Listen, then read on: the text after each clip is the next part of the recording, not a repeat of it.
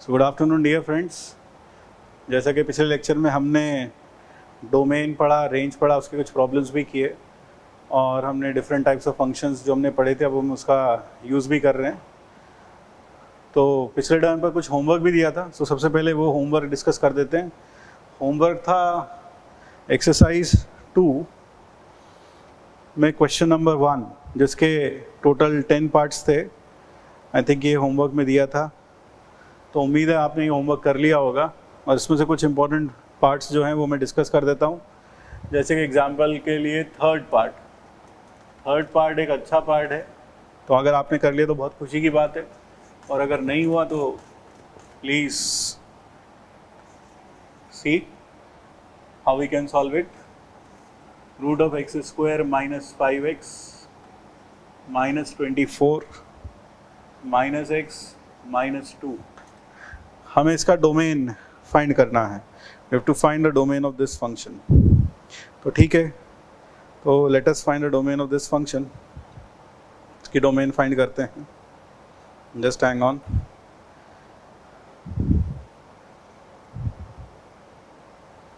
और भी शायद कुछ दिए थे या फिर यही सब था, वही चेक कर रहा हूँ मैं।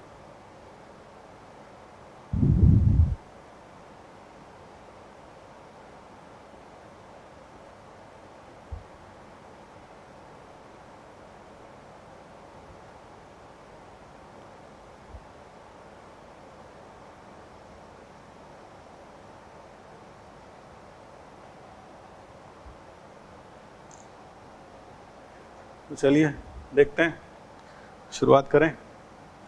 तो what you will do is root of x square minus 5x minus 24 minus x plus 2 should be greater than 0, पहली condition. And x square minus 5x minus 24 should be greater than equal to 0, क्योंकि वो root के अंदर है। तो यहाँ से आया x minus 8 into x plus 3 greater than equal to 0. So x belongs to minus infinity से minus 3 union 8 से infinity। अब इसको सॉल्व करते हैं। तो root of x square minus 5x minus 24 should be greater than x plus 2। अब क्या हम इसमें दोनों साइड स्क्वायरिंग कर सकते हैं? दोनों साइड स्क्वायरिंग तभी अलाउड है जब दोनों साइड कैसी हो, पॉजिटिव हो। अगर एक साइड पॉजिटिव और एक साइड नेगेटिव तो हम ऐसा स्क्वायरिंग नहीं कर सकते। क्यों नहीं कर सकते? मान लो मैं लिख दूँ 2 is greater than minus 3, squaring कर लो, अब चमत्कार हो जाएगा, 4 ग्रेटर देन 9 आ जाएगा, and that is not true. So if one side is positive other side is negative, you can not square in an inequality. कुछ भी हो सकता है उस वक्त। तो यहाँ पर हम दो केस ले लेते हैं। Case 1, x plus 2 less than 0. This implies above is trivially true. तब तो ये अपने आप ही ट्रू हो गई। अगर x क्या है? नेगेटिव। x प्लस 2 कैसा है? नेगेटिव, क्योंकि ये साइड नेगेटिव होगी, इसका आंसर कभी भी नेगेटिव नहीं आएगा, तो ये ऑटोमेटिकली ट्रू हो गई, प्रोवाइडेड ये डिफाइंड हो। और वो डिफाइंड होने के लिए हमने कंडीशन यहाँ पहले से लिख रखी है। तो अगर ये डिफाइंड है और x प्लस 2 नेगेटिव है, तब ये तो ट्रिवियली ट्रू हो गई। और case 2, if x plus 2 is greater than equal to 0, now both sides are non negative, you can square. तो x square minus 5x minus 24 is greater than x square plus 4x plus 4। X square से x square गया, आपके पास उधर आया 9x is less than minus 28, तो x is less than minus 28/9। Minus 28/9 का मतलब 3.33 कुछ ऐसा आ जाएगा। 3 9 से 27, 3.1 ऐसा कुछ आ जाएगा। So it will be something like this.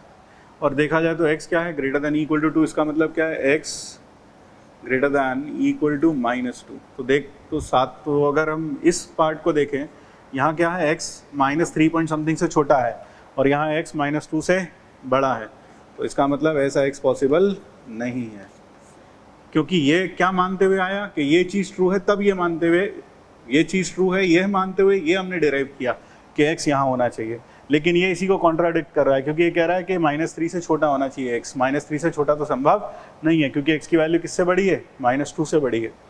So this goes off, यानी कुल मिलाकर जो आंसर होगा वो होगा this is second and this is first. तो यहाँ से जो फर्स्ट का मतलब x किससे छोटा, -2 से छोटा। सो दिस इम्प्लाइज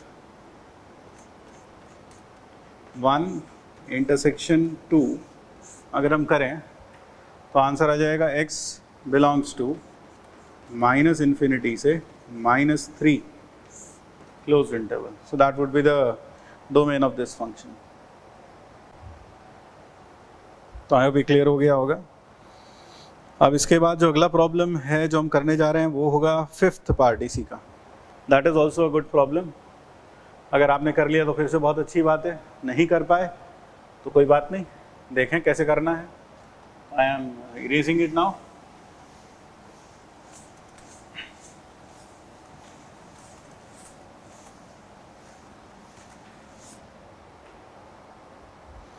तो इसका 5th पार्ट देख लेते हैं।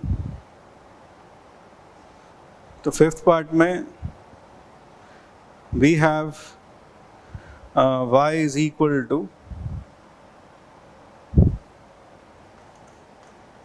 that is 5th part, question number 1, y is equal to log to the base 10 sin of x minus 3 plus root of 16 minus x square।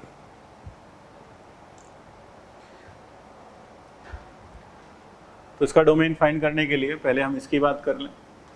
16 minus x square should be greater than equal to 0, यानी x square minus 16 less than equal to 0। तो यहाँ से आया x belongs to -4 से 4 and we need one more thing, sine x -3 should be greater than 0।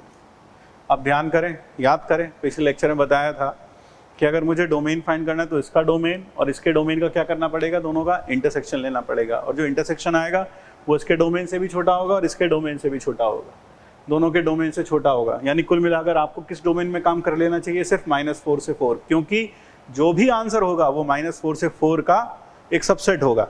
So we should work in only this domain -4 से 4, यानी x कहाँ से कहाँ लिमिटेड है, -4 से 4। तो एक तरीके से यहाँ देखा जाए तो x -3 कहाँ से कहाँ तक बिलोंग कर रहा है, it will belong to -7 to 1। यानी कुल मिलाकर मुझे इसके लिए इस थीटा में काम कर लेना चाहिए।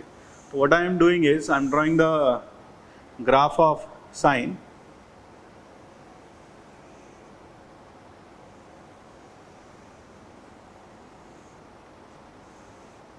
So that is the graph of sine and we need, हमें सिर्फ किस इंटरवल में काम करना है जरा देखें। We need to work in -7 to 1। तो 1 तो वही इससे थोड़ा सा पहले होगा, ये -π है, ये -2 π है और यहाँ कहीं -7 होगा।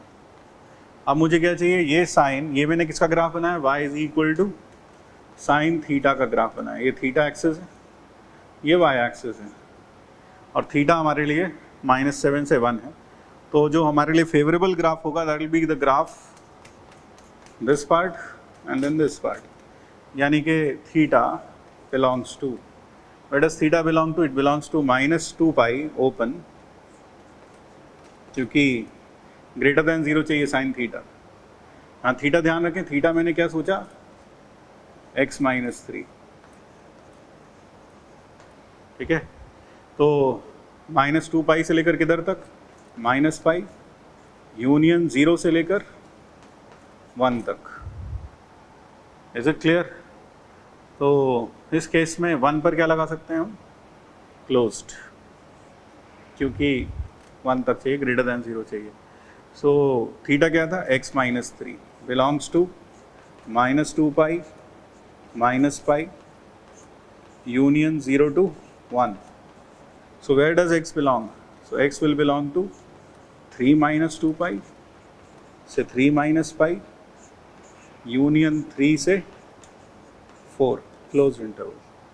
So that would be the domain of this problem. So I hope ये clear हो गया होगा ये वाला भी. तो ये स्क्रीन पे लिखा है, अभी आप देख लें इसको.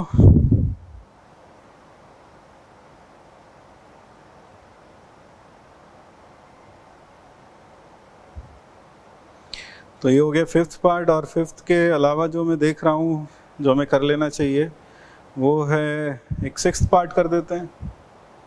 That is also good. तो सिक्स्थ पार्ट देख लें. तो सिक्स्थ पार्ट में लिखा है fx equal to log to the base 100x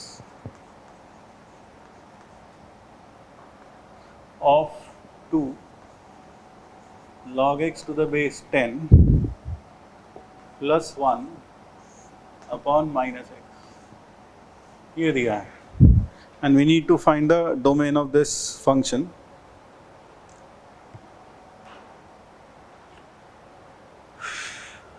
तो पहली चीज 100x should be greater than 0. 100x should not be 1. यानी यहाँ से आ गया x greater than 0 और x not equal to 1 by 100. तो ध्यान करें कि हमें इसी डोमेन में काम करना है. क्यों? क्योंकि जो डोमेन होगी वो होगी ये, एंड दूसरा क्या लिखूँ 2 log x base 10 plus 1 upon minus x should be greater than 0. ये 0 से बड़ा होना चाहिए. अब फिर से वही बात, जो डोमेन होगी इन दोनों का इंटरसेक्शन होगी तो we need to work only in this domain. हम इस डोमेन में काम कर लेते हैं क्योंकि जो अल्टीमेट डोमेन आएगी वो उससे भी छोटी आएगी तो इसका ही सबसेट होगी. तो हम इसी डोमेन में काम कर लेते हैं. Let us work in this domain only. तो अगर मैं इस डोमेन में काम करता हूँ तो यहाँ पर ये जो माइनस एक्स क्वांटिटी है ये कैसी हो गई? नेगेटिव, क्योंकि एक्स कैसा है? पॉजिटिव. तो इसको क्रॉस मल्टीप्लाई करेंगे तो साइन ऑफ इनइक्वालिटी क्या हो जाएगा? चेंज हो जाएगा. log x base 10 plus 1 should be less than 0. तो log x base 10 should be less than minus half. So x, अब याद करो, इंक्रीजिंग फंक्शन होगा लॉग या डिक्रीजिंग होगा? It will B an increasing function because base is 10 1 से बड़ा है. और जब बेस 1 से बड़ा था तो लॉग कैसा फंक्शन होता है? इंक्रीजिंग. जब इंक्रीजिंग होता है तो हम उसे क्या कर सकते हैं? हटा सकते हैं. हटा सकते हैं तो यहाँ पर आ जाएगा x is less than 10 to the power minus half. So x belongs to like 0 से लेकर, यानी कुल मिलाकर अगर मैं डोमेन लिखने चलूँ तो डोमेन हो जाएगी 0 to 1 by root 10 except 1 by 100. लिखने वाले इसको ऐसे भी लिख सकते हैं 0 से 1 by 100 यूनियन 1 by 100 से 1 by root 10. So that is the domain. I hope ये क्लियर हो गया होगा. ये भी sixth part home work discussion का.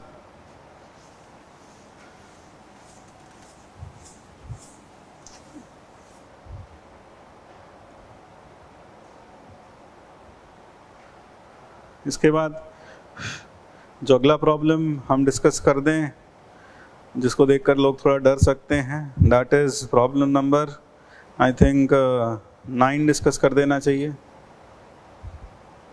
9th पार्ट में if you look at 9th part, in part 9 we have fx is equal to under root of 5x minus 6 minus x square. Greatest integer of fractional of ln of fractional of x. फिर से greatest integer closed. ये है plus root of 7x minus 5 minus 2x square. फिर plus ln of 7/2 minus x whole to the power -1। So this is it. तो ये हमें और कोई प्रॉब्लम इसमें मुझे लगता नहीं है, बाकी तो कर ही लिए होंगे आपने। और अगर कुछ नहीं भी हुए तो घबराने की ज़रूरत नहीं है, सबके वीडियो सॉल्यूशंस अवेलेबल होंगे, अपलोड हो जाएंगे, तो आप वो कंसल्ट कर सकते हैं। तो let us do this 9th part.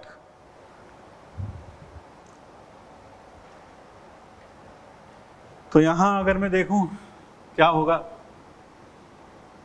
ये होगा कि ये 5, ये ऐसा ब्रैकेट भी लगा यार, 5x - 6 - x², ये इंटू हो जाएगा 0।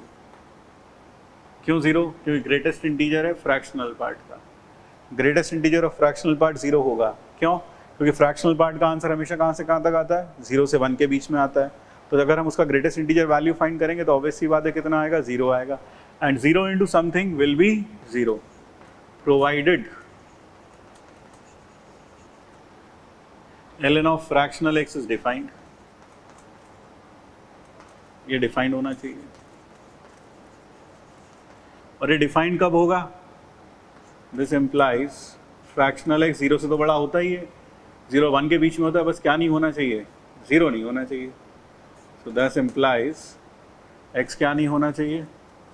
इंटीजर नहीं होना चाहिए।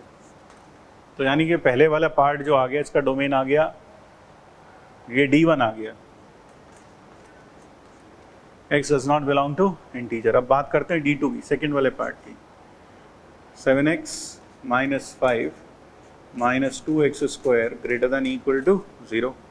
तो 2x² - 7x + 5 less than equal to 0। So 2x² - 5x - 2x + 5 less than equal to 0। तो फैक्टर क्या हो गए?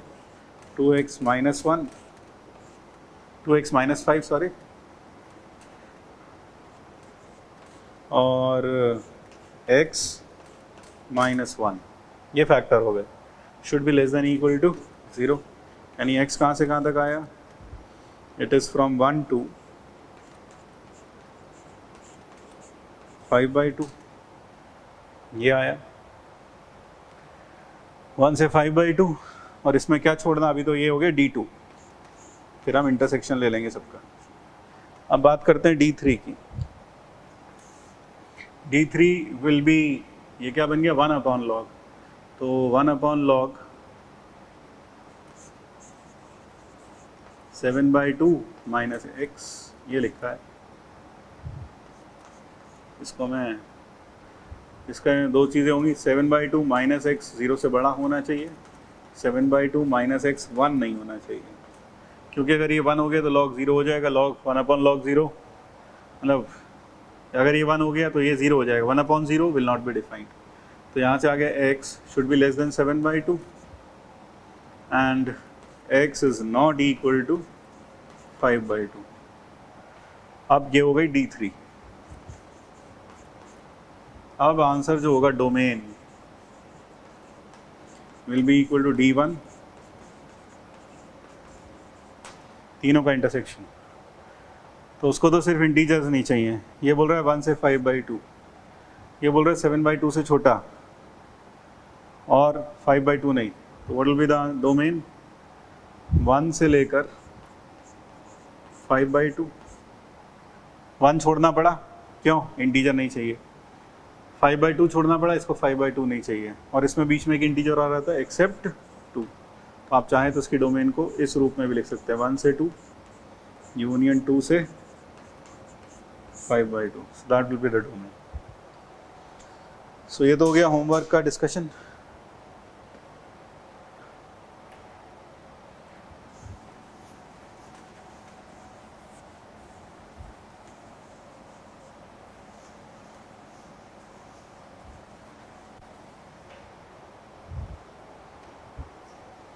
तो ठीक है, देख लीजिए आप अच्छे से, इसको कॉपी कर लीजिए। और तो मुझे लगता नहीं कुछ खास इसमें देखने लायक है। फिर बाकी फिर भी कोई डाउट है, मैंने आपको फिर से बोल दिया और फिर से बोल रहा हूँ कि वो सॉल्यूशंस अपलोड हो जाएंगे, तो कोई दिक्कत वाली बात नहीं है। मैंने कुछ आपको इलस्ट्रेशंस भी कही थी करने के लिए, उम्मीद है आपने कर ली होगी। डू योरसेल्फ 2 का था, हो गया होगा यार, कुछ खास मुश्किल आया नहीं होगा इसमें।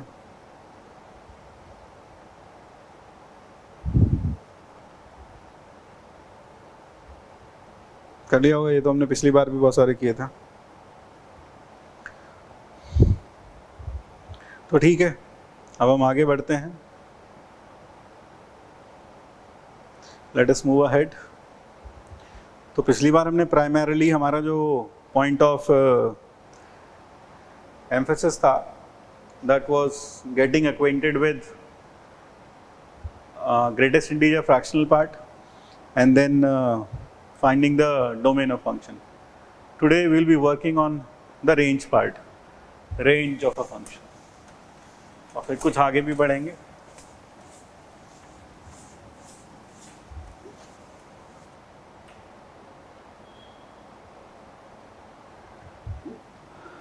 Range.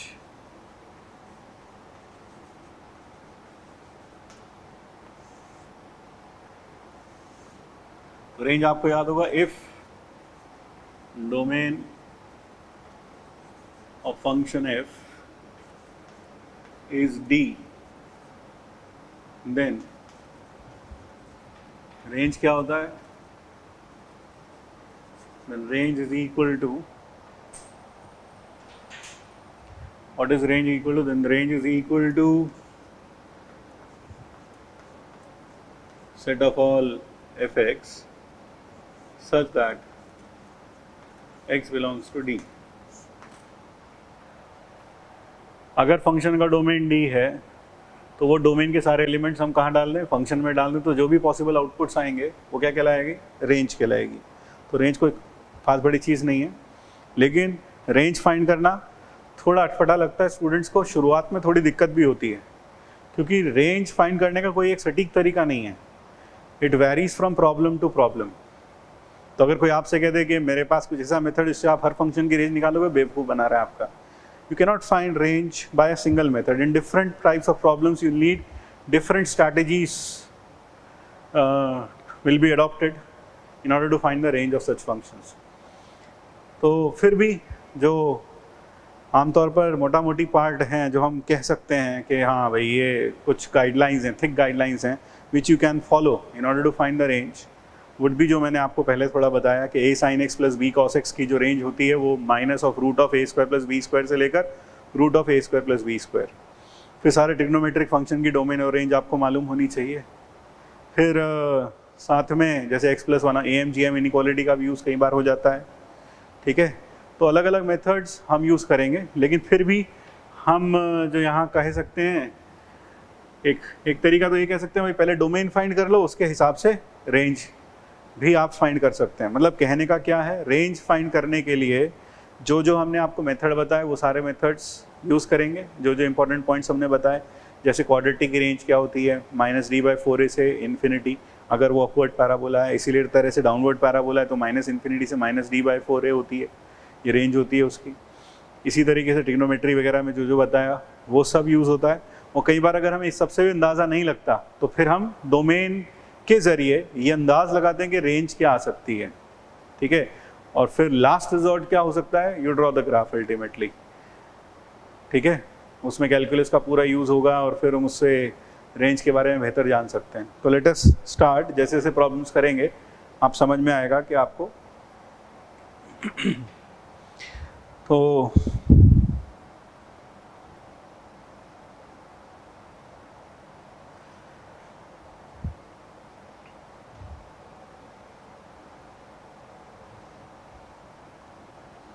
सबसे पहले जैसे यहाँ है find range of following.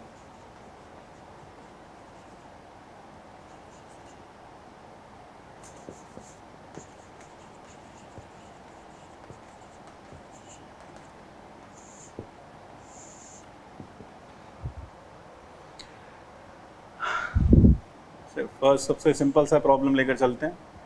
F x is equal to 4 tan x into cos x.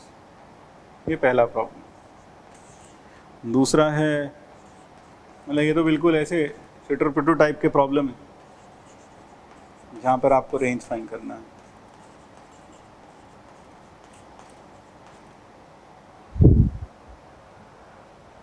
Third is fx equal to sin root x। Fourth cos of 2 sin x। Fifth fx is equal to sin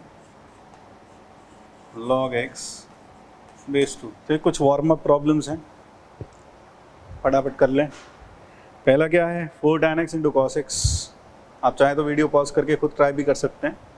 4 tan x into cos x, आप इसे लिख सकते हैं 4 sin x upon cos x into cos x. एक बात याद रहे कि x इज नॉट 2n+1 π/2। क्यों? क्योंकि tan इस पर डिफाइंड नहीं होता। तो देख रहे हैं हम यहाँ कौन सा मेथड यूज़ कर रहे हैं। यहाँ हम डोमेन हमने पहले दिख लिया, और डोमेन के बाद जब हमें डोमेन पता चल गया उसके बाद रेंज क्या आएगा वो अंदाज लगाएंगे। अंदाज क्या मतलब, वो फाइंड करेंगे बेसिकली। ठीक है, तो यहाँ पर हमने क्या मेथड लगाया, हमने डोमेन फाइंड किया और उसके बेसिस पर हम रेंज को प्रेडिक्ट करेंगे। तो यहाँ क्या होगा, cos x से cos x गया, क्या आया 4 sin x। 4 sin x, that is what we get. अब sin x का अगर आप ग्राफ देखेंगे तो आपको पता है कि वो वैल्यू 1 या -1 कहाँ पर लेता है। इट टेक्स वैल्यूज 1 और -1। ये 1 वैल्यू जो लेता है ये π/2, ऑड मल्टीपल्स ऑफ π/2 पर, ये 1 ये -1। तो उसके ग्राफ में क्या होगा, ये सारे पॉइंट्स मिसिंग होंगे। क्यों मिसिंग होंगे? क्योंकि हम इसमें ये पॉइंट्स पुट कर ही नहीं सकते। जब ये पॉइंट पुट नहीं कर सकते तो इसके ग्राफ के ज़रिए हम कह सकते हैं कि भाई इसकी जो रेंज आएगी, provided this is the domain, it will be from -1 to 1 open interval. हमें किसका चाहिए, इसकी जो रेंज आएगी, सॉरी इसकी जो रेंज आएगी वो -1 to 1 ओपन इंटरवल आएगी। सो इसकी पूरे की रेंज क्या हो जाएगी, ओपन -4 से 4। तो यहाँ लोग जो कॉमन मिस्टेक करेंगे वो लिखेंगे क्लोज्ड -4 से 4, क्योंकि वो ये बात भूल जाएंगे कि इसकी डोमेन में 2n+1 π/2 नहीं आता है। तो ध्यान रखें, कई बार रेंज हम डोमेन फाइंड करने के बाद आसान हो जाता है फाइंड करने के लिए रेंज। अब जैसे ये वाला पार्ट है, इसमें तो डोमेन आप देख सकते हैं पूरा R है। इसको लिख सकते हैं cos square x/5 minus sine square x/5। अभी पूछ के शर्मिंदा ना करें कैसे आया, और ये cos 2x/5। अब ये जो अंदर एंगल है ये -∞ से +∞ वैरी करेगा, और जब ये -∞ से +∞ वैरी करेगा तो cos की वैल्यू कहाँ से कहाँ तक आएगी, -1 से 1। यानी रेंज का मतलब है कुल मिलाकर f की वैल्यू कहाँ से कहाँ तक आएगी। रेंज समझ रहे हो, जैसे हम कहते हैं मिसाइल की रेंज 0 किलोमीटर तो 3000 किलोमीटर। इसका मतलब क्या हुआ, वो 0 से लेकर 3000 किलोमीटर के किसी भी टारगेट को डिस्ट्रॉय कर सकते हैं। इसी तरह से फंक्शन की रेंज की बात करें तो फंक्शन का रेंज का मतलब क्या हुआ, उसकी वैल्यू कहाँ से लेकर कहाँ तक आती है। Is it clear? तो उसकी वैल्यू कहाँ से कहाँ तक आएगी, -1 से 1 आएगी। अब उसकी बात कर लें साइन रूट एक्स की। अगर आप इसके डोमेन की बात करें तो उसका डोमेन होगा 0 से ∞। अब इसमें सबसे बड़ी जो दिक्कत है, लोग क्या करते हैं इसमें, गलती क्या करते हैं अक्सर, साइन रूट एक्स भावनाओं में बहकर बोल देते हैं भाई इसका जो रेंज आएगा that will be from 0 to 1, क्योंकि वो क्या सोचते हैं एंगल कैसा है, पॉजिटिव, तो साइन की वैल्यू भी कैसी आएगी, पॉजिटिव। ये सोचना गलत है। अगर आप साइन का ग्राफ गौर से देखें तो साइन के ग्राफ में अगर आप सिर्फ पॉजिटिव वैल्यूज भी पुट करते हैं, ये वाली वैल्यूज भी पुट करते हैं, तब भी साइन की वैल्यू -1 से 1 के बीच में आती है। इसलिए इसकी जो रेंज होगी, क्योंकि इसका जो अंदर वाला एंगल है साइन का वो वेरी कर रहा है 0 से ∞, तो इसलिए इसकी रेंज आएगी पूरा इंटरवल -1 to 1, क्योंकि -1 और 1 दोनों वैल्यूज फंक्शन अटेन कर रहा है और बीच की सारी वैल्यूज भी आ रही हैं। अगला है fx = cos of 2 sin x। तो cos of 2 sin x में आप देखें इसका डोमेन तो R है, इसका डोमेन अगर R है तो ये कहाँ से कहाँ तक वेरी करेगा, -1 से 1 वेरी करेगा, तो उसका 2 टाइम्स कहाँ से कहाँ तक वेरी करेगा, ये -2 से 2 वेरी करेगा। और जब ये -2 से 2 वेरी करेगा, तो अगर मैं कॉस का ग्राफ देखूं, the graph of cos is this.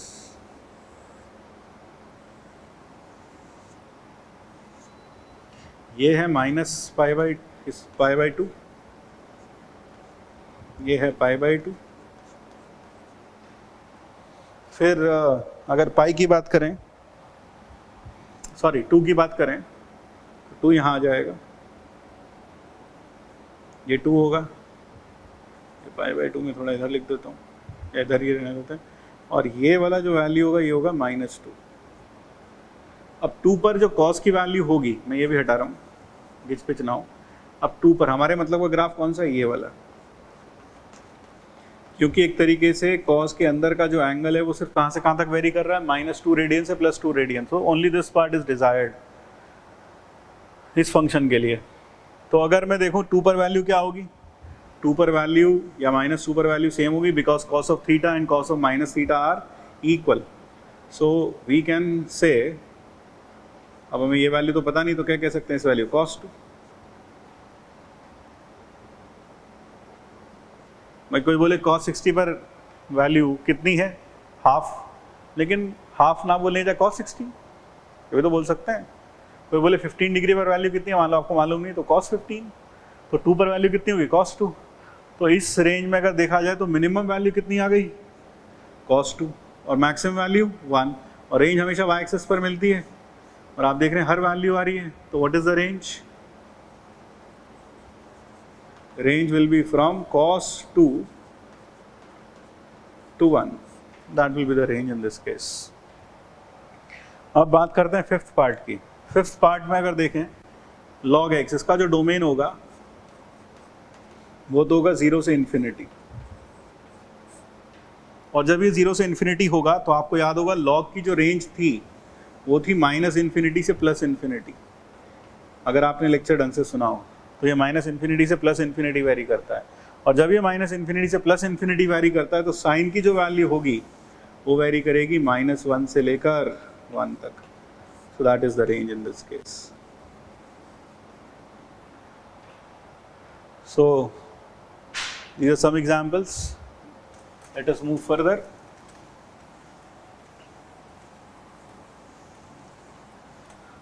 तो ये जो प्राइमरी जितने भी एग्जाम्पल्स थे, इसमें हमने मेथड 1 यूज़ किया। वो क्या, रेंज फाइंड करने का। देखो मैंने एक्सप्लिसिटली कुछ नहीं बोला, ऐसे लिखवाया नहीं कुछ भी, आप बस एक दिमाग में रखें। तो पहला तरीका क्या हुआ कि भैया कई बार डोमेन फाइंड कर लो, और डोमेन फाइंड करने के बाद on the basis of the domain you predict और फाइंड द रेंज। ठीक है, अब अगला देखते हैं।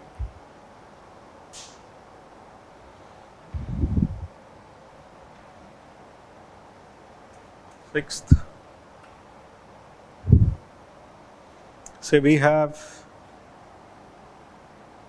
fx is equal to 3x plus mod x by x. Seventh, fx is equal to ln of 5x square minus 8x plus 4. Then we have fx equal to, बहुत ही simple है, cos 2x minus sin 2x। चलिए ये 3 छोटे छोटे problems हैं, ये भी जितना प्रैक्टिस छोटे छोटे से कर लें पहले, फिर देखते हैं। तो ये क्या है, इसको लिख सकते हैं 3 plus mod x by x, और इसका डोमेन क्या होगा कि x 0 नहीं होगा। अब x 0 नहीं होगा तो इसको 2 तरीके से ओपन कर सकते हैं, अगर x 0 से बड़ा हो और अगर x 0 से छोटा हो। अगर 0 से बड़ा हो 3 + 1 4 आंसर, अगर x 0 से छोटा हो 3 - 1 2 आंसर। यानी इसकी रेंज में कितने एलिमेंट आएंगे, सिर्फ 2, और वो क्या होंगे 2, 4। So that will be the range of this function.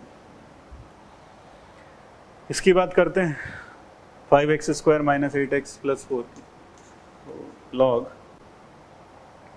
अब देखो इसमें लोग क्या सोचते हैं कि भाई ये इसकी वैल्यू कहाँ से कहाँ तक वेरी करेगी, -d/4a से इन्फिनिटी। तो पहले इसका d फाइंड कर लो, चलो देखते हैं। -d 64 -5 4 20 80 divided by 4a 20, so that is equal to कितना हुआ भाई ये 16/20। ये -d/4a की बात कर रहे हैं, तो ये हो गया 4/5। यानी कि हम ये कह सकते हैं कि जो ये क्वांटिटी लिखी है, ये वाली क्वांटिटी, इसकी वैल्यू वेरी करेगी 4/5 से इन्फिनिटी। और मेरे ख्याल से बेस जो था इस केस में, मैंने log to the ln लिखा है, वैसे ln ही है, मुझे लग रहा था log होगा, तो कोई बात नहीं, अब इसका log ले लेंगे। तो बताइए ये वैल्यू कहाँ से कहाँ तक वेरी करेगी। It will vary from ln 4/5 से infinity. That is how this value will very.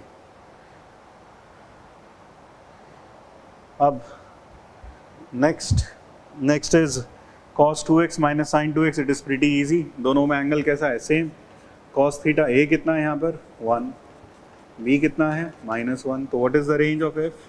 Range of f will be the interval from √a² + b² से माइनस ऑफ रूट से लेकर +√a² + b²। That is the range. So in this case the range will be -√2 से √2।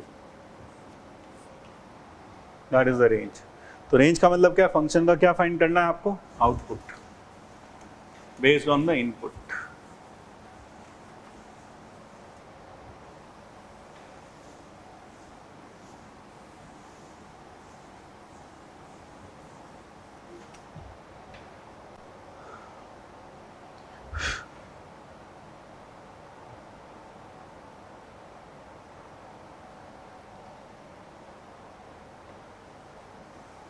एक problem और देख लें। log to the base 2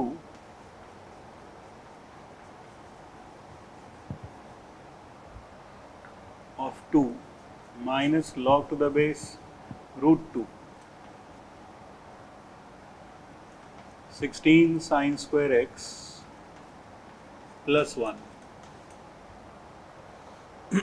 हमें इसकी रेंज फाइंड करनी है। अब ये थोड़ा बेटर प्रॉब्लम है। आप मुझे बताएं कि ये वैल्यू कहाँ से कहाँ तक वेरी करेगी।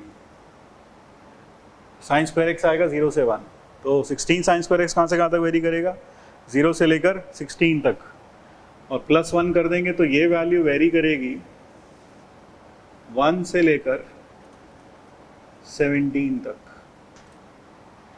It will vary from 1 to 17। और जब ये 1 to 17 वेरी करेगी तो लॉग इसका √2 बेस पर,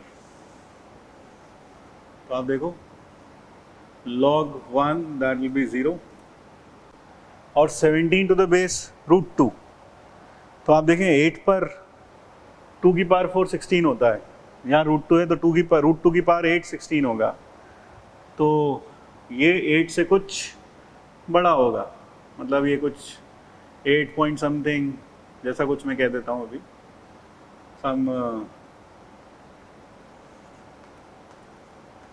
ऐसा कुछ होगा 16, ठीक है ना। फिर उसके बाद 8 के बाद अगर मैं यहाँ पर 10 रखूँगा देन इट विल बी 32। मतलब 8 पॉइंट भी नहीं कहना चाहिए मुझे एग्जैक्टली, तो मुझे पता नहीं, बट समथिंग ग्रेटर दैन 8, यहाँ ग्रेटर दैन 8 आएगा, ये तो श्योर है। ये जो नंबर आएगा वो ग्रेटर दैन 8 आएगा।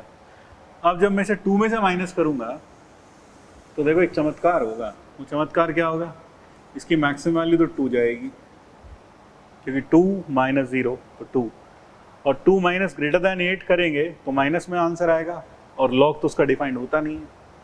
अब यहाँ ध्यान से सुने, यहाँ क्या है, इस केस में इसकी जो रेंज आ रही है वो 0 से लेकर ये पूरा इस ब्रैकेट की वो आ रही है 0 से समथिंग नंबर ग्रेटर दैन 8, और जब 2 में से माइनस करें तो ये लॉग डिफाइंड नहीं होगा।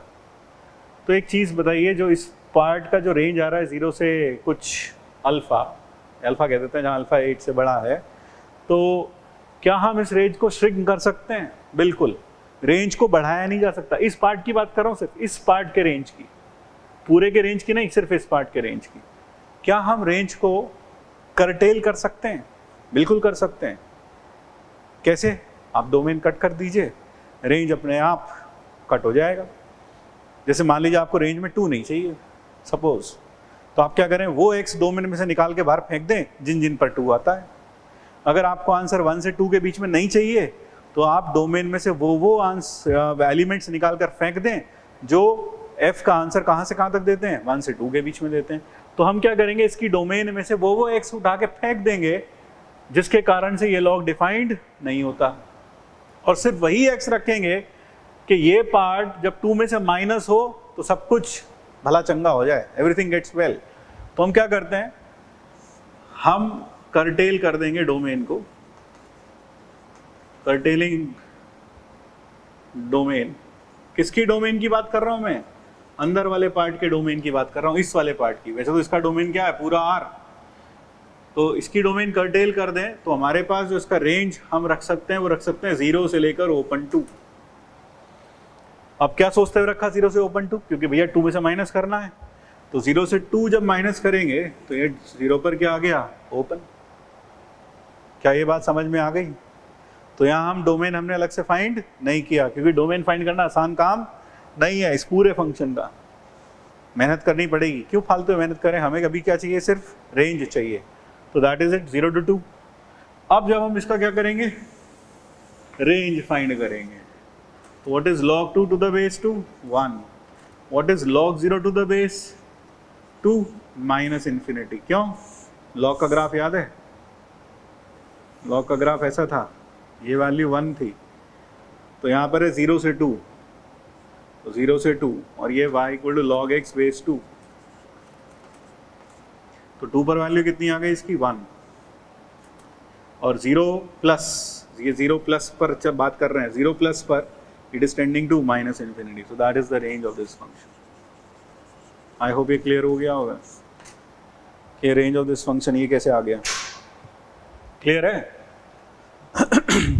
चलिए, ये हुआ।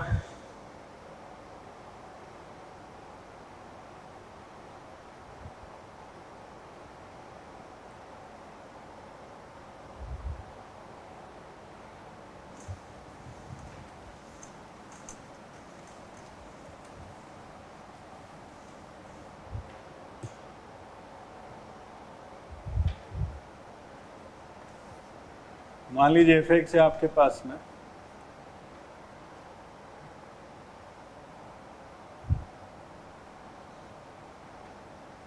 To x minus 3 upon x minus 1, and you have to find the range of this function. तो अगर मुझे इसका रेंज फाइंड करना है तो आप क्या करें, आप इसे y के इक्वल रख लें, let us put it equal to y।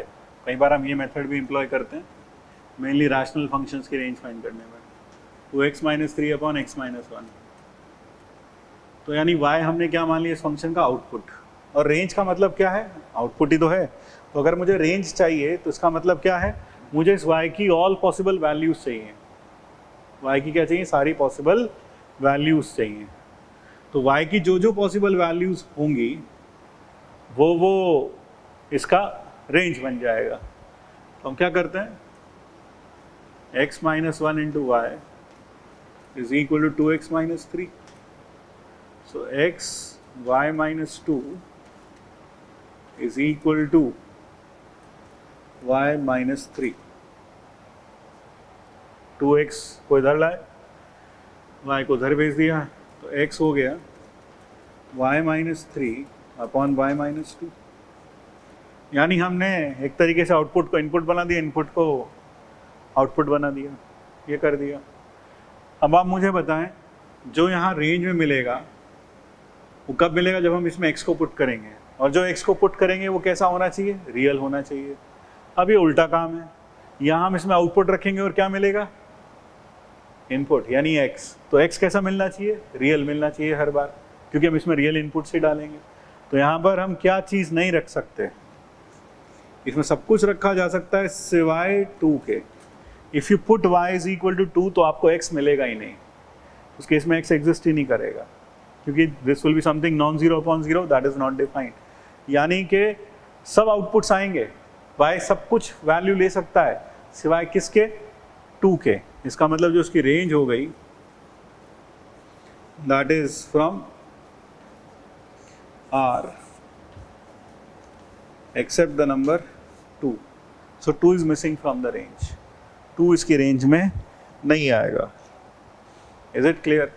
So 2 will not be a part of its range. तो एक तरीके से मैं ये कह सकता हूँ, ध्यान रखें कि अगर मेरे पास ax प्लस बी अपॉन सी एक्स प्लस डी है, ये y है, तो इसका जो रेंज आएगा वो रेंज होगा पूरा R except a by c, a और c का रेशियो 2 और 1, बिकॉज अल्टीमेटली यहाँ जो मेरे पास है रेंज में क्या हट गया, यहाँ पर 2 हट गया। यहाँ पे भी अगर आप क्रॉस मल्टीप्लाई करके सोच लें तो बिल्कुल सेम चीज़ आएगी। तो यहाँ पर क्या हट जाता है इसकी रेंज में से, जो इन दोनों का रेशियो है वो इसकी रेंज में नहीं आएगा। जैसे मान लो मैं आपको कह दूँ f(x) is equal to 5x plus 7 upon 2x plus 3, तो मुझे बताएं इसकी रेंज क्या होगी। इसकी रेंज होगी पूरा R एक्सेप्ट 5/2। मान लो नीचे कोई माइनस लगा दे तो -5/2, ये हो जाएगी। आई होप ये क्लियर हो गया। और ये भी समझ में आया कि हमने इसको इक्वल टू y रखा, तो y क्या है, इसका आउटपुट, यानी y क्या है, इसका रेंज। तो हमने फिर y की x की वैल्यू किसकी टर्म में निकाली, y की टर्म में, कि हम ये देखना चाहते हैं y को हम ऐसा यहाँ क्या क्या रख सकते हैं ताकि हमें x मिल सके।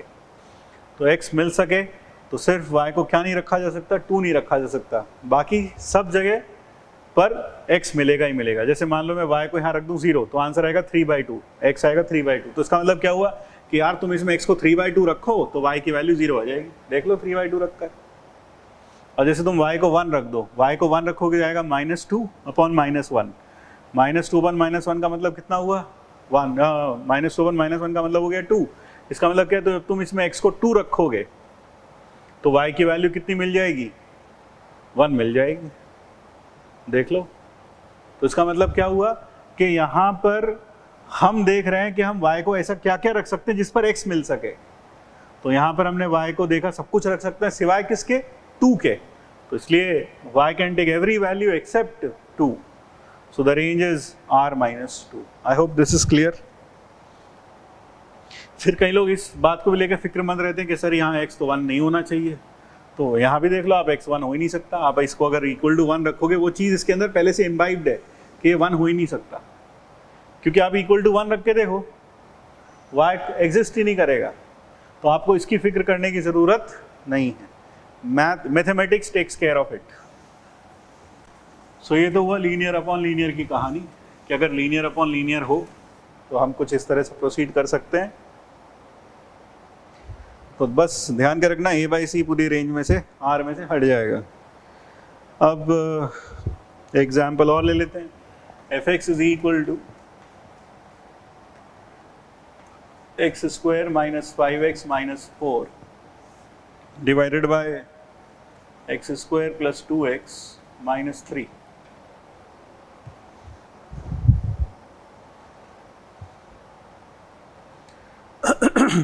एक चीज और बता दूं मैं आपको,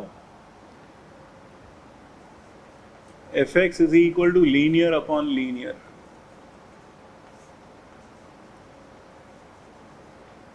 linear 1 upon linear 2 is always monotonic.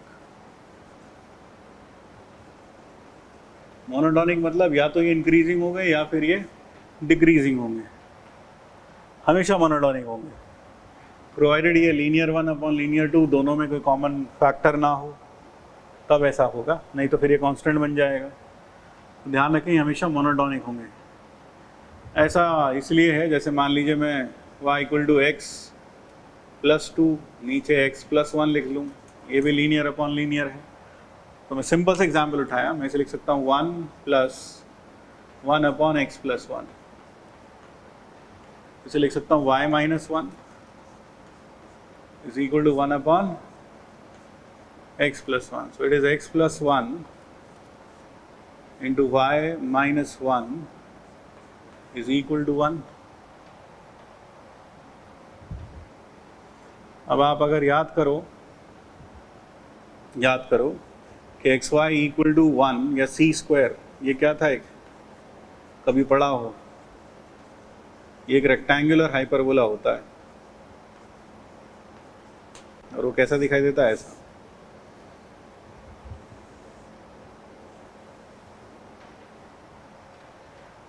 और ये पॉइंट उसका सेंटर कहलाता है। और सेंटर क्या है, x = 0, y = 0। तो अगर मैं यहाँ इसकी बात करूँ तो इसका ग्राफ कैसे दिखाई देगा, इसका सेंटर क्या होगा, x + 1 = 0, y - 1 = 0। तो x + 1 = 0, y - 1 = 0, यानी -1, 1। तो ये बन गया।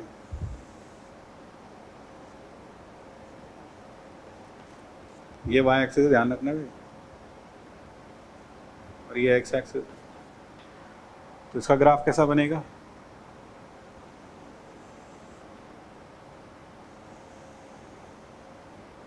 so that will be the kind of graph that you will get। ये पॉइंट क्या होगा, -2।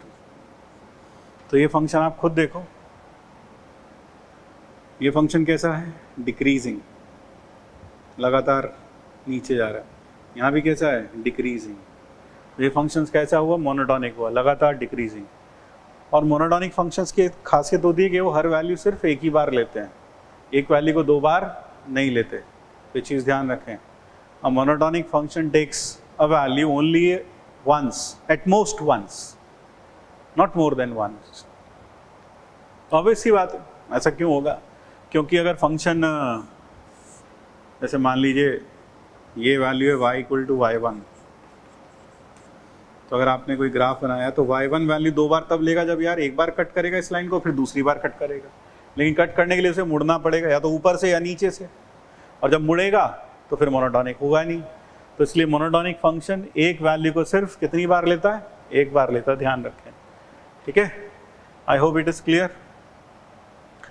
तो इस केस में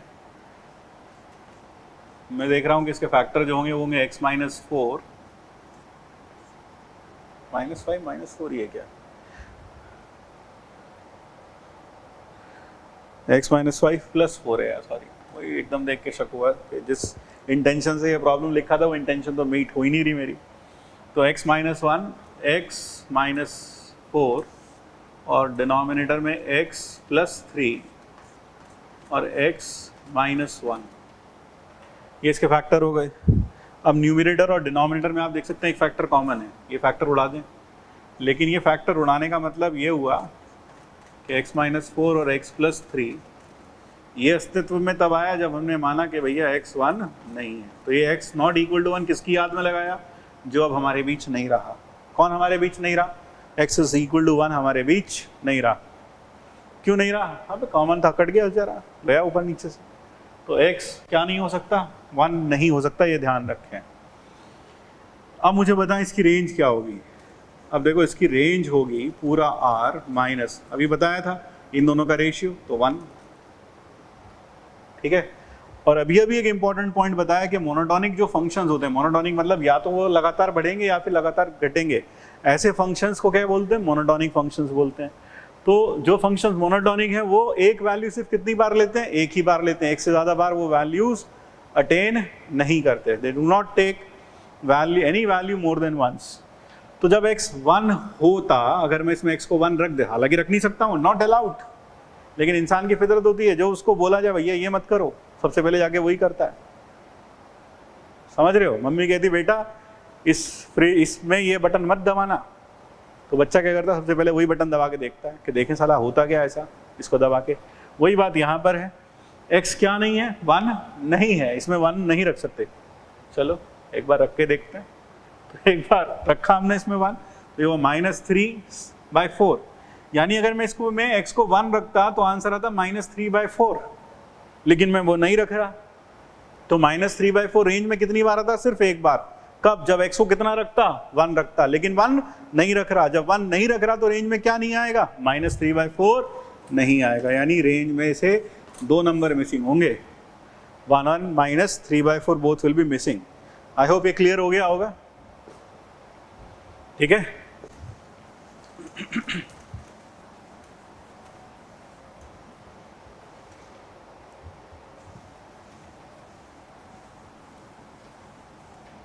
चलिए और आगे बढ़ते हैं।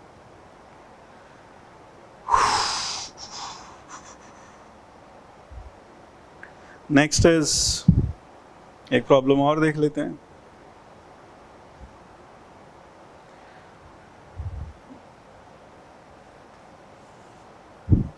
So I have y is equal to x square plus 2x minus 3 upon x square plus 2x minus 8। ये भी एक क्वाड्रेटिक अपॉन क्वाड्रेटिक प्रोफाइल है। तो एक प्रोफाइल क्या हुआ? Linear upon linear, linear upon linear profile समझ में आया। क्वाड्रेटिक अपॉन क्वाड्रेटिक हमने एक प्रोफाइल पढ़ा जहां हम न्यूमरेटर और डिनोमिनेटर दोनों को फैक्टराइज कर सकते हैं और न्यूमरेटर और डिनोमिनेटर में कोई फैक्टर क्या आ जाए? कॉमन आ जाए। अब अगला एक ये प्रोफाइल है, आप इसे फैक्टराइज तो कर सकते हैं लेकिन वो फैक्टर कॉमन नहीं आएगा। लेकिन आप एक चीज़ देखें कि यहाँ पर क्वाड्रेटिक और लीनियर जो टर्म है वो एक दूसरे से मैच हो रही है या फिर एक दूसरे के मल्टीपल हैं। तो इस तरह के प्रॉब्लम्स में हमेशा ये बेटर रहता है कि जैसा नीचे है वैसे ही आप ऊपर भी क्रिएट कर लें, यानी x square plus 2x minus 8 plus 5 divided by x square plus 2x minus 8। Separate कर देते हैं। 1 plus 5 upon x square plus 2x minus 8। Now this is 1 plus 5 upon, इसको लिख सकता हूँ, चाहो तो स्क्वायर कंप्लीट कर लो, नहीं तो -d/4a भी कर सकते हो, -9 ऐसे लिख सकता हूँ इसको। अब मुझे बताओ कि ये क्वांटिटी का वैल्यू कहाँ से कहाँ तक होगा? Will be from 0 to infinity. तो -9 करके ये वैल्यू कहाँ से कहाँ तक आएगा? Will be -9 to infinity. और याद करो शुरुआत में जब हमने फंक्शन शुरू किया था तो मैंने बताया इसको हमेशा क्या कर लो? स्प्लिट कर लो। -9 से 0 यूनियन 0 से इन्फिनिटी। और जब आप इसका रेसिप्रोकल करेंगे तो ये कहाँ से कहाँ तक आएगा? खुद सोचो। Will be from -infinity to -1/9 union 0 to infinity. अब इसे किससे मल्टीप्लाई करना है? 5 से। तो यहाँ कितना लिख दूँ मैं? 5/9 और यहाँ 0 टू इन्फिनिटी। अब इसमें क्या ऐड करना है मुझे? 1। जब 1 ऐड करना है तो मेरे पास जो रेंज आ गई फाइनली, वो रेंज क्या हो गई? -इन्फिनिटी से 4/9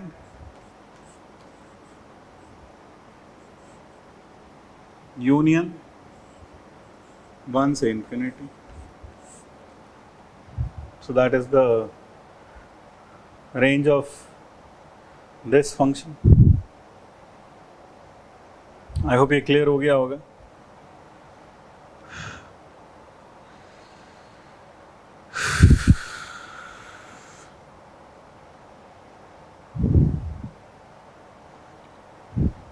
तो एक काम अब और कर लेते हैं। आप एक बार अच्छे से देख लें, मैं थोड़ा पीछे हट जाता हूँ, आप अच्छे से देख लें क्या हुआ है।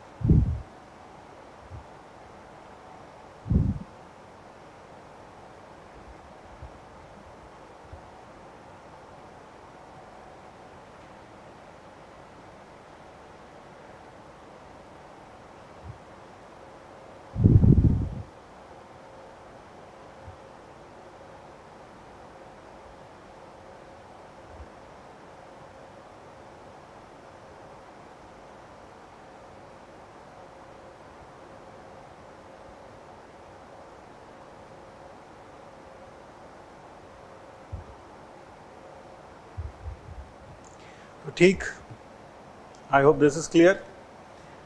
अब इसको क्वाड्रेटिक अपॉन क्वाड्रेटिक का रेंज फाइंड करने का एक तरीका हमारे पास और भी है, वो तरीका भी देख लें। तो मेरे ख्याल से मैंने आपको इनफ टाइम दे दिया so that you can easily imbibe it. दूसरा तरीका हो सकता है जो हर जगह एप्लीकेबल है, जैसे ये है, तो आप इसमें क्या कर सकते हैं, यू कैन क्रॉस मल्टीप्लाई। फिर से जब क्रॉस मल्टीप्लाई करेंगे तो हमारे पास आएगा x square y minus 1 plus 2x y minus 1 minus 8y plus 3 equal to 0. Now this is a quadratic. So this is second method I am trying to tell you. Now this is a quadratic over this is a quadratic, और इस quadratic को मैं जब solve करूँगा तो मुझे x की values मिलेंगी। जैसे मान लो सपोज मैं पुट कर दूँ y को यहाँ पर, say if I put in 3, अब 3 पुट कर दूंगा तो क्रॉस मल्टीप्लाई करके जब मैं क्वाड्रेटिक बनाऊंगा तो मुझे वो क्वाड्रेटिक, ऐसी क्वाड्रेटिक मिलेगी जिसके रूट्स मान लो अल्फा बीटा हैं। तो अगर मैं x को यहाँ अल्फा रखूंगा तो y 3 मिलेगा, बीटा रखूंगा तो y फिर से 3 मिलेगा। यानी कि यहाँ y पुट करो और एक रिजल्टिंग क्वाड्रेटिक बनाओ, तो उस क्वाड्रेटिक के रूट्स जो होंगे वो ऐसी वैल्यूज होंगी x की जो यहाँ रखने पर आंसर y देंगी। लेकिन वो वैल्यूज हम क्या चाहेंगे, कैसी वैल्यूज होनी चाहिए, रियल वैल्यूज होनी चाहिए। Those values should be real values of x। I hope ये क्लियर हो रहा होगा, क्योंकि मान लो मैंने यहाँ y को रख दिया 0, या सपोज कुछ और मैं मान लेता हूँ से ऐसा कोई वैल्यू रख दिया 4/9 और 1 के बीच में, कुछ भी वैल्यू ऐसा रख दिया जिस पर इसके रूट्स क्या आ गए, इमेजिनरी। इसका मतलब क्या है, आप x को कुछ भी पुट कर लें आपको वो y मिलेगा ही नहीं। तो हम क्या चाहेंगे, अल्टीमेटली जो हमें x मिले वो कैसा मिले, रियल मिले। रियल मिलने का मतलब क्या, हम उन x को इस एक्सप्रेशन में रखेंगे और रिजल्टिंगली हमें उसके कॉरस्पॉन्डिंग क्या मिल जाएगा, y मिल जाएगा। ठीक है, तो यहाँ हम कह सकते हैं since x belongs to r। आपको उम्मीद है ये समझ में आएगा ये क्यों लिखा है, क्योंकि हम चाहेंगे इस क्वाड्रेटिक को जब हम सॉल्व करें तो x की कैसी वैल्यूज मिले, रियल वैल्यूज, और वो वैल्यूज को जब हम यहाँ पुट करेंगे तो आंसर क्या आ जाएगा, y आ जाएगा। तो x कैसा है, रियल नंबर है। तो यहाँ मैं एक केस ले लेता हूँ, case 1, if y is not equal to 1, अगर y 1 नहीं है तो उस केस में एक क्वाड्रेटिक है और x रियल है, तो this implies d should be greater than equal to 0। What is d, it is 4 y minus 1 का whole square minus 4 y minus 1 into 3 minus 8y should be greater than 0. So y minus 1 minus 3 plus 8y should be greater than 0. So y minus 1 into 8, 4, 9y minus 4 should be greater than 0. So y belongs to greater than equal to 0, sorry. So y belongs to minus infinity से minus 1 union 4/9 से infinity. अरे उल्टा लिख दिया यार मैंने, सही कर देते हैं। माइनस इन्फिनिटी से 4/9 यूनियन 1 से इन्फिनिटी। लेकिन ऊपर क्या है, y 1 नहीं है, उसका मतलब y से तो अभी हम कहाँ से कहाँ तक लेंगे, माइनस इन्फिनिटी से माइनस 4/9 यूनियन 1 से infinity. So that is what we will take. तो एक चीज़ यहाँ पर जो हमने किया, 0 से इन्फिनिटी, फिर इसमें ऐड किया था 1, तो ध्यान रखना यार ये 1 पर ये ओपन है भाई, ठीक है, वो यहाँ लग गया होगा। तो ये 1 से इन्फिनिटी, वो यहाँ भी देख के समझ में आता, ठीक है ना। तो ये 1 हमने इसमें ऐड किया था, तो ये कितना हुआ 4/9, ये इन्फिनिटी, ये 0 में 1 ऐड किया तो 1 से इन्फिनिटी। अब ये आ गया 1 से इन्फिनिटी ओपन। अब केस 2, यानी अगर मुझे x रियल चाहिए तो y यहाँ से यहाँ तक होगा, यानी y यहाँ से यहाँ तक होगा तो x हमेशा रियल मिल जाएगा। तो y क्या था, इसका आउटपुट, इसके आउटपुट को हमने y माना, यानी आउटपुट कहाँ से कहाँ तक हो सकता है, माइनस इन्फिनिटी से माइनस 4/9 यूनियन 1 से इन्फिनिटी। और केस 2, अगर y क्या ना हो, इफ y इक्वल टू 1, अगर y 1 हो जाए तो आप देखें अगर y1 हो जाए x square plus 2x minus 3, this will become equal to x square plus 2x minus 8, तो 3 equal to 8. That is not possible. This implies y1 नहीं हो सकता. तो जब y1 नहीं हो सकता तो final what is the range of this function? तो रेंज जो आ गई इसकी वो वही आ गई, क्या? It'll be from minus infinity to -4/9 union 1 से infinity. So that is the range और that is completely in agreement with this. तो आप चाहें तो ऐसा भी कर सकते हैं, वैसा भी कर सकते हैं, और आप खुद देख लें कौन सा मेथड आसान है. I think this is better. तो ये मेथड हम कब यूज़ कर सकते हैं? देखो कुल मिलाकर क्वाड्रेटिक अपॉन क्वाड्रेटिक प्रोफाइल में हम 3 चीज़ें बोल सकते हैं. पहला, न्यूमरेटर डिनोमिनेटर दोनों फैक्टराइज हो जाए और उनमें कोई कॉमन फैक्टर हो, कट हो जाए, वो एलिमिनेट हो जाए, देन वो किया हमने. दूसरा तरीका, क्वाड्रेटिक अपॉन क्वाड्रेटिक और उनमें कोई भी फैक्टर कॉमन ना हो, और ऊपर और नीचे जो क्वाड्रेटिक और लीनियर टर्म्स हैं वो एक दूसरे का एक लीनियर मल्टीपल, एक कोई मल्टीपल हो. जैसे यहाँ था x square plus 2x, x square plus 2x, हो सकता है ऊपर उधर 2x square plus 4x, x square plus 2x, तब भी चल जाता. ऊपर न्यूमरेटर उसका क्या है, कोई मल्टीपल है, या डिनोमिनेटर कोई मल्टीपल है, तब भी काम बन सकता था. तब आप ऐसे प्रोसीड कर लें. और फिर तीसरा केस, दोनों में से कुछ ना हो, यानी या तो कोई फैक्टराइज हो जाए, फैक्टर कैंसिल भी ना हो, फॉर्म भी मैच ना करे, या फिर फैक्टराइज ही ना हो, then in that case it is better we adopt this method. That would be the shortest one. So that is how you can find out the range of quadratic over quadratic. अब जाने से पहले फटाफट एक तो definition और पढ़ लेते हैं. इक्वल और आइडेंटिकल फंक्शन.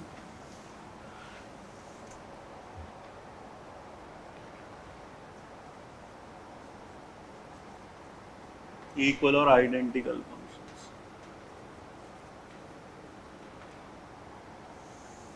समझे? 2 functions f comma g are said to be equal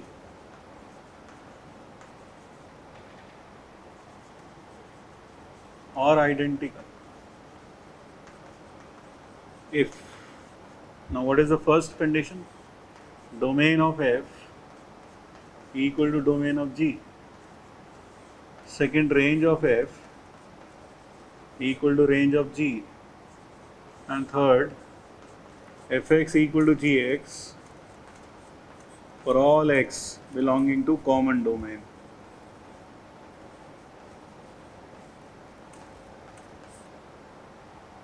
दो फंक्शन इक्वली आइडेंटिकल मतलब बिल्कुल एक जैसे, सेम टू सेम, कोई अंतर नहीं.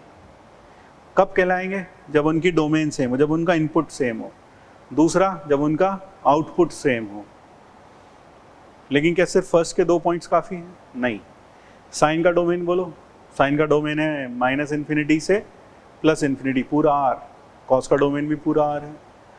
साइन का रेंज क्या है? -1 से 1. कॉस का रेंज भी -1 से 1. तो दोनों का डोमेन सेम, रेंज सेम. क्या साइन और कॉस दोनों सेम फंक्शन है? नहीं, अलग अलग है यार, क्योंकि वो अलग अलग इनपुट्स पर आउटपुट भी अलग अलग देते हैं. तो कोई फंक्शन, 2 फंक्शन क्या कहलाएंगे? आइडेंटिकल तब कहलाएंगे अगर उनका डोमेन सेम हो, रेंज सेम हो और fx इक्वल टू gx हो. वैसे देखा जाए अगर डोमेन दोनों का सेम है और fx इक्वल टू gx हो फॉर ऑल कॉमन डोमेन, तो ये पॉइंट की हमें कोई ज़रूरत ही नहीं पड़ेगी, क्योंकि ये ऑटोमेटिकली ट्रू हो जाएगा. क्योंकि अगर हर इनपुट पर दोनों सेम आउटपुट दे रहे हैं तो ऑब्वियस सी बात है दोनों की रेंज ऑटोमेटिकली इक्वल हो जाएगी. तो अगर हमें ये देखना है कि 2 फंक्शंस आइडेंटिकल हैं कि नहीं हैं, तो हमें ये 2 पॉइंट्स वेरीफाई कर दें, काम बन जाएगा. अब इसका, अब जैसे एग्जांपल के तौर पर एक छोटा सा एग्जांपल मैं यहाँ ले लेता हूँ. fx is equal to root of 1 minus cos 2x upon 2 and gx is sin x. अगर देखा जाए, मैं इसकी बात करूं तो ये होता है root of sine square x, क्योंकि 1 minus cos 2x is 2 sine square x. तो बाहर क्या आएगा, ध्यान रखें, मॉड साइन एक्स. तो इसका आउटपुट आएगा मॉड साइन एक्स. तो देखो अगर इसकी रेंज देखो तो इसकी रेंज में -1 आएगा कि नहीं आएगा? बिल्कुल आएगा. लेकिन -1 does not belong to range of f. तो इसका मतलब ये दोनों फंक्शंस कैसे हो गए, नॉन आइडेंटिकल, क्योंकि दोनों की रेंज सेम नहीं है। तो अगर मुझे प्रूव करना है दोनों फंक्शंस अगर ये चेक करना है कि नॉन आइडेंटिकल नहीं है, तो आप इन तीनों में से कोई सा भी पॉइंट दिखा दें, सेटिस्फाई नहीं कर रहा, तो फंक्शन नॉन आइडेंटिकल हो जाएंगे।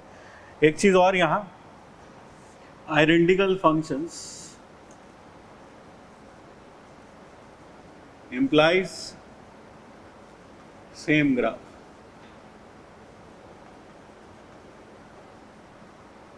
Same graphs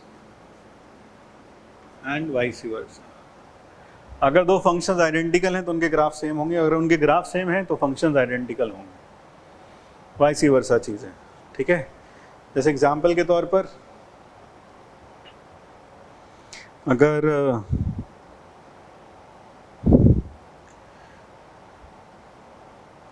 मैं एक दो एग्जाम्पल और लिख लेता हूँ। F x is equal to tan x and g x equal to, एक काम करता हूँ cot x लिखता हूँ और यहाँ लिखता हूँ 1/tan x। तो क्या ये आइडेंटिकल हैं?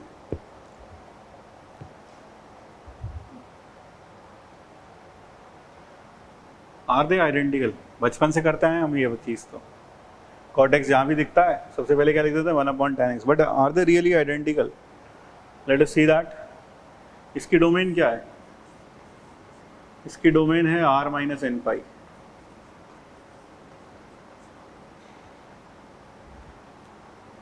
और इसकी जो डोमेन होगी r - n पाई, 2n + 1 π/2। क्योंकि 1/tan x तब डिफाइंड होगा जब पहली बात तो tan x डिफाइंड हो, और दूसरी चीज़ के tan x 0 ना हो। tan x 0 कहाँ होता है? n पाई पर, तो n पाई निकालना पड़ेगा। और tan x डिफाइंड हो तो x क्या नहीं होना चाहिए? 2n + 1 π/2 नहीं होना चाहिए। तो आप देख रहे हैं दोनों की डोमेन सेम है क्या? नहीं। तो 0 देखा जाए तो डोमेन, सॉरी π/2 देखा जाए तो डोमेन ऑफ f में है, but π/2 does not belong to domain of g। This implies ये दोनों फंक्शंस कैसे हो गए? नॉन आइडेंटिकल हो गए। इसका मेन यूज़ क्या है? कभी ना कभी ज़िंदगी में आपने इक्वेशंस तो सॉल्व की होंगी। जब आप इक्वेशन सॉल्व करते हो तो आप कई बार फाइंड कर देखते हो कि आपने इक्वेशन सॉल्व की, आपके आंसर 2 आए या 3 आए, पीछे आंसर एक ही दे रखा है। फिर आप आंसर देखते हो, अपने मेथड को चेक करते हो, फिर अपने आप को हो हाँ ठीक तो है, ये तो गलती हो गई। तो असल में गलती क्या होती है? कई बार हम फंक्शन को उसके नॉन आइडेंटिकल काउंटर पार्ट से रिप्लेस कर देते हैं, और जब ऐसा करते हैं, एक फंक्शन को हम उसके नॉन आइडेंटिकल काउंटर पार्ट से रिप्लेस कर देते हैं, तो इक्वेशन क्या हो जाती है? चेंज हो जाती है। तो मैथमेटिक्स अब हमें उस नई और चेंज्ड इक्वेशन का सॉल्यूशन देता है, ना कि ओरिजिनल इक्वेशन का। तो आपकी ज़िंदगी में जब भी ऐसा कभी हुआ होगा कि आपने पाया होगा कि आपके जो आंसर्स हैं वो मैच नहीं करते, कम या ज़्यादा आते हैं, वो सिर्फ इसलिए होता है कि आप एक फंक्शन को उसके नॉन आइडेंटिकल काउंटर पार्ट से रिप्लेस कर बैठते हैं। जैसा कि यहाँ हुआ, कॉट को हम किससे रिप्लेस कर दें? अगर 1/tan से, तो आप पाएंगे कुछ आंसर्स इसमें नहीं आएंगे, जैसे यहाँ π/2। अगर मैं cot x = 0 लिख लूँ तो cot x = 0 के सॉल्यूशन तो हैं, लेकिन अगर कोई cot x को 1/tan x लिख दे तो 1/tan x = 0 लिखेगा, नो सॉल्यूशन, सॉल्यूशन ही नहीं आएगा। तो ये समझ में आया कि नॉन आइडेंटिकल और आइडेंटिकल इसका मेन यूज़ क्या है। इक्वेशंस में आप अक्सर ऐसा देख सकते हैं कि ऐसा होता है। तो आई होप ये क्लियर हो गया होगा। बहुत सारे इसमें प्रॉब्लम्स किए जा सकते हैं, जैसे एग्जाम्पल के तौर पर आप एक और ये चेक कर लेना।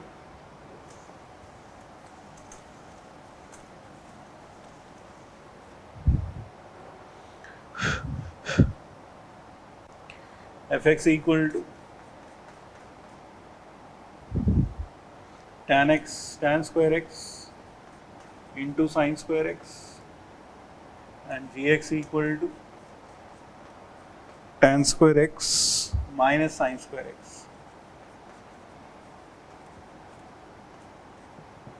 तो ये देख लेंगे आप ये फंक्शंस आइडेंटिकल हैं कि नहीं है। तो देखते हैं ये फंक्शन आइडेंटिकल हैं कि नहीं। इसका डोमेन क्या है, पूरा r माइनस 2n प्लस 1 पाई/2, और यही जो है वही डोमेन ऑफ जी भी है। और अगर मैं fx को देखूं तो लिख सकता हूं tan square x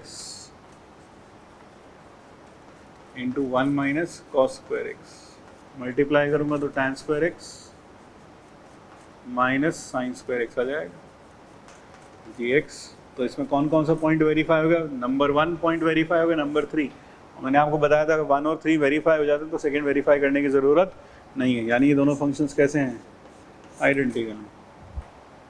so that is all for today my friends. तो अगले टर्न पर फिर मिलेंगे। आज का मैं आपको होमवर्क बता देता हूँ कि आज आप होमवर्क में क्या करेंगे। So today what you can do is, आप आज exercise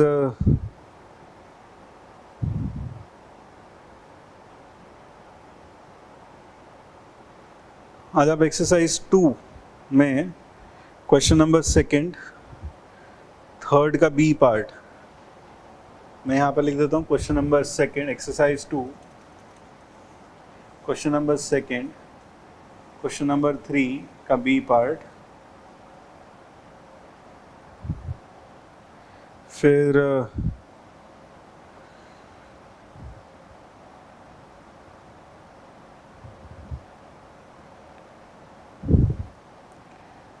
question number 16, question number 17,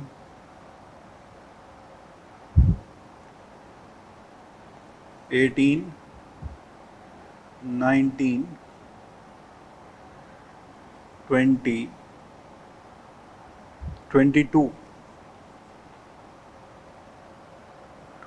ये सब कर सकते हैं।